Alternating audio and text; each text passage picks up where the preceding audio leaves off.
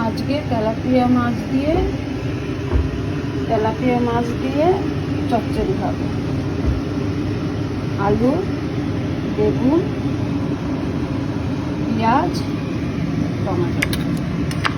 মাছটা প্রথমে একটু ভেজে নেব। তেলাপিয়া মাছ দিয়ে চচ্চড়ি করবো। তেলাপিয়া মাছ, আলু, বেগুন, তারপরে এই যে টমেটো দেবো। প্রথমে পেঁয়াজটাকে ছেড়ে দেবো। মাছটাকে ভিজে রেখেছিলাম, ভেজে তুলে রেখেছি। চচ্চড়ি করছি, ঝাল বলো আর চচ্চড়ি বলো, এই তরকারিটা ভালো মতো কষিয়ে নিচ্ছি। না কষানো ভালো লাগবে না, তরকারিটা জল দিয়ে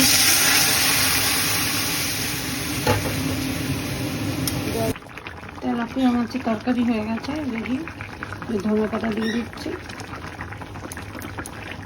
নামিয়ে দেবো।